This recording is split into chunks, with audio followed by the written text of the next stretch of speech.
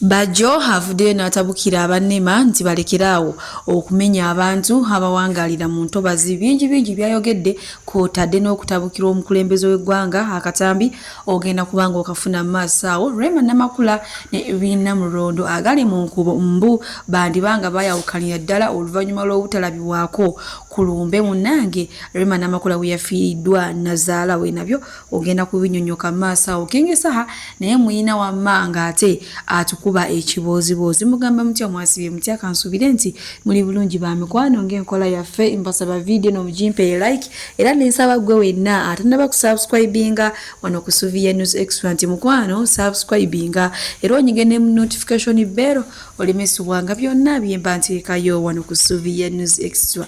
Suvi Airport Pickup and Transport Service banange tutambuliza ddala abantu bagalagenda mu kyalo kutwala mu kyalo oyina gy'olaga lugendo luwanvu lugendo lumpi kujja ku kisaawe kutola ku kisaawe byonna Suvi Airport Pickup and Transport Service tubikolera ku ddala. Sheikh Ashrafu Dembe musomi waddu wakola ku nsonga z'amaka oyagala kufuna butuuze bweru business nga tezitambula bulungi mukubireko ate wamma agenda kubanga akulombera eddwa munange nkutandise ne munnakyotera munnange oyisa Masaka zwi ne mweyongera yuyo kyotera kingisa hamwina maaso olunaku olw'ejjo abaddeeyo munange ekyotera mu nnimiro ze ng'ali mu kulima naye sookolabe ekibozibozi ekyabadde mu kulima ate nkongereyo wamma n'agaleerwa nti ono omwana n'ebibozi tebalekaŋŋana.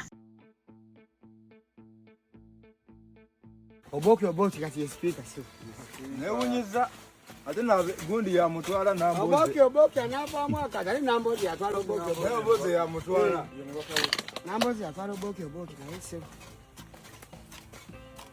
Ye mubako mukaka mara yeta bwelo yoisi simani. Oboki atadali za gula yoisi yategedde ne wunya jali. Kati oboki agenda kulya bitafuta. Wange lebitafuta byo bibulira mu lubuto teri amanya. Naye Oboki. Yakuita munambo ya mbozi oboki yani. Ngiri jali omutuze wabamutegeera. Alina omukisa ba ko sponsor yiwa munyo ababaka. Ebamunyo abagundi.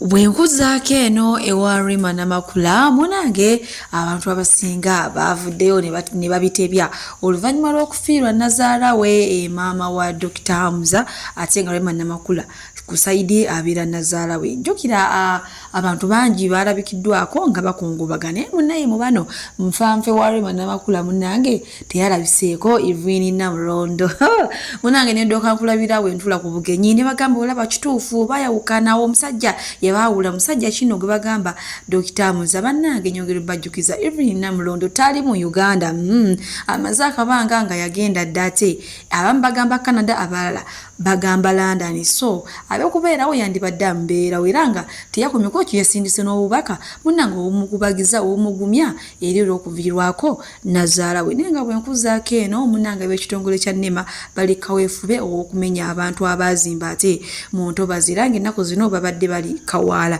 naye waliwo akatambi k'omukyala akaaba ennyo kyokka wadde weewo abantu abamu bo bakifuddemu nga kontenti naddala eyo ku TikTok.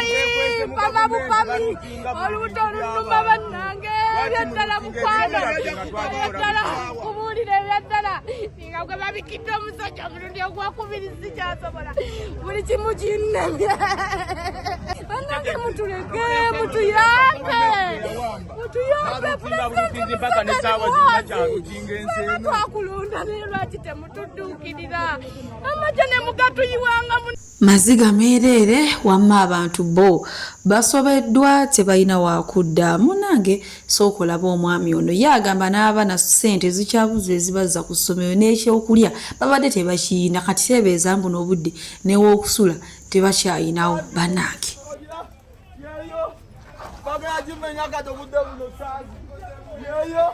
Neni mulwadde ebiwundu bibino banku nagwa kwa accident moloka yantomera n'ennyumba ye bagenda gimenya nina abaana tebalade na ku ssomero ndi mulwadde naye kati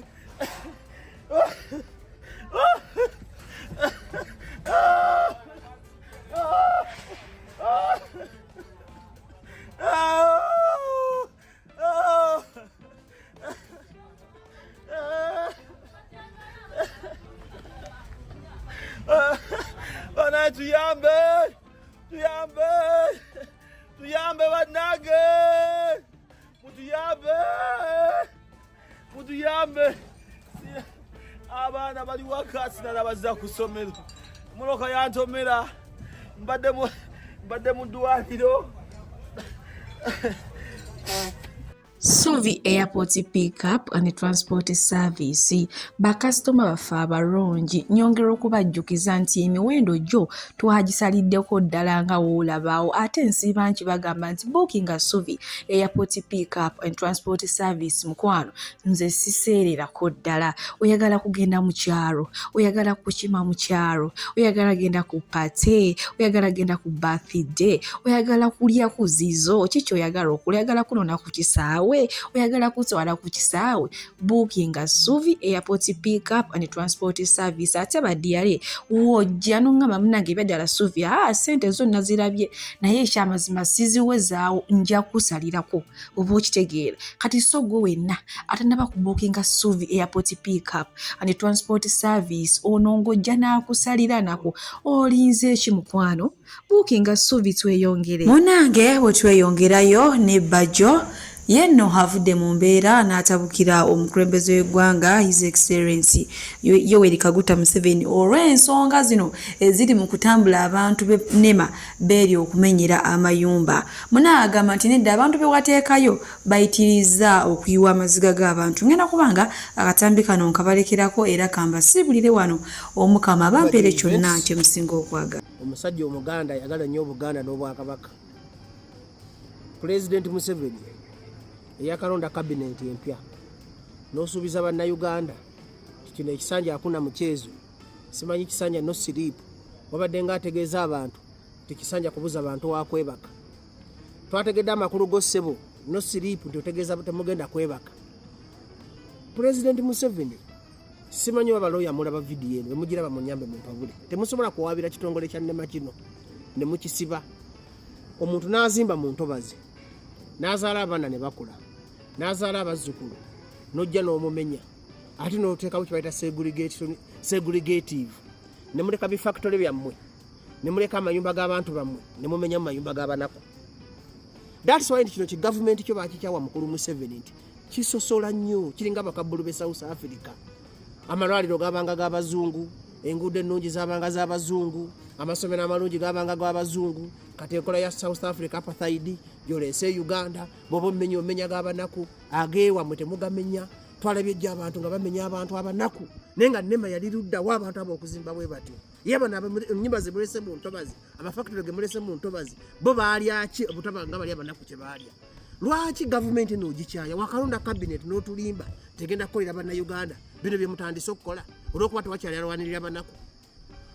Mr. Museveni gye wava mu bwavu nga bano abanaku boomenyera amayumba.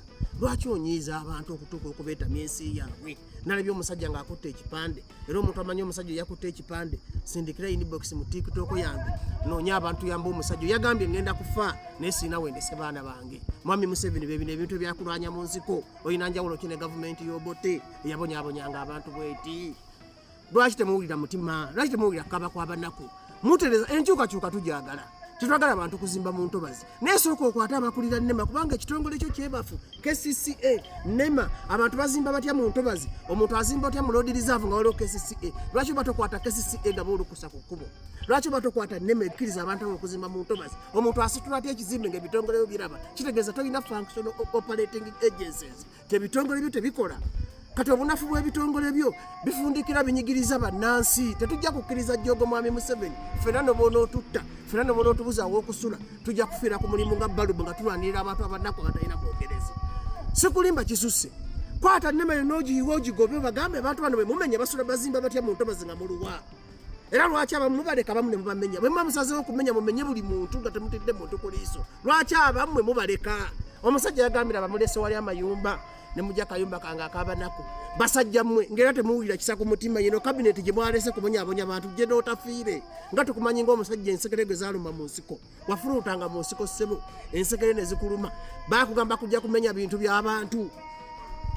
ate mutadde obusungu ku bitima ku bantu kubanga abantu bagala kulaba kintu kyali South Africa nga abagagga babeera bulungi eggwanga siri abagagga eggwanga n'abanaku lyabwe waliwo omuntu ayagala okugenda nazimbe yakayumba nga alinawo okubeera amafactory mugaleka amayumba g'abantu bamwe mugaleka abagaggwa tebakwatako Uganda mugigumemu abanaku mugisigalemu abagagga mulemenga gamba nti ensi y'abanaku n'abagagga Mwami Museveni nema mwali luddawo abantu abo nga bazimba mu ntobazi nema mwali luddawo nga abantu abo bazimba amafactory ago n'amagundi ge mutasobola kumenya Mwami Museveni nkubuulira ekigenda okujja mu ntebe tokimanyi noyitiriza ejjogo ku banaku weerabidde gye wava Mwami Museveni jjukira naawe nga tonnafuuka president walinga bano abantu bomenyera amayumba okumenya amayumba si kibi ne mulimu obusosoze ebitongole byo bisosola poliisi esosola bwebanga muwagala kumenya kutereza ntobazi mumenye buli muntu eyazimba mu ntobazi temutira abamu ku liiso abamu baleke ekisinza okwonoona ebintu byammwe nti muli basosoze nnyo basajjammwe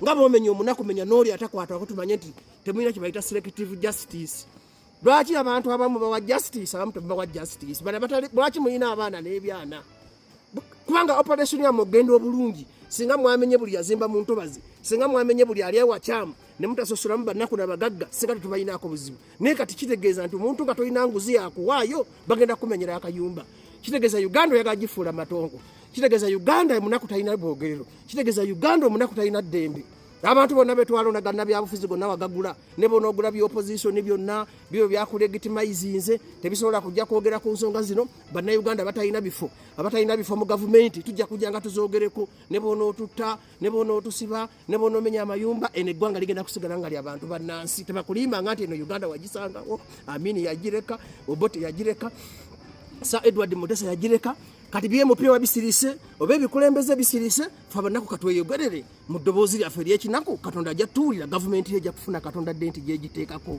tutandika butandisa okulwanirira eggwanga lino ne bwe tufa abasigaddewo mulwanirira eggwanga lino eggwanga Muzeeyi Museveni walisanga nga bwe liri ne tukooye okunyigirizibwa.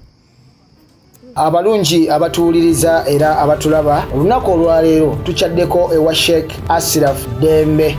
Sebo nsanyusa okubalaba amannya agange yeze Sheikh Ashraf Dembe akola ku bizibu by'enjawulo omuntu singa aba alina ebirwadde tumusomereddwa tumuwa amazzi ga lukuya nga bw'obadde ogalaba tugenda abantu ku kyoto ne twokya emizimu emibi egibabaamu n'okulomba edduwa abantu singa abeera ng'ali wano atuuse sobola okumulombera edduwa ne waba atatuuse nga mpadde amannya ge naye ng'ali wala naneetaaze enamba yange yeno eri 0707763711 namwe banyinaffe abali ebweru oyagala okuba nti oyagala okulombera ku dduwa ng'olina ebizibu viza zibuze amaka gakolongotana sente zikola zimpita mu ngalo ojja kumpeereza ekifaananyi kyo n'amanyago ebyo byokka bijja kummala nja kukulombera edduwa ojja kutereera olunaku olusembayo mu mwezi mba n'edduwa eyawamu ffenna n'abalwadde bange abakadde n'abapya. Salaamu alaikum warahmatullahi wabarakatuh.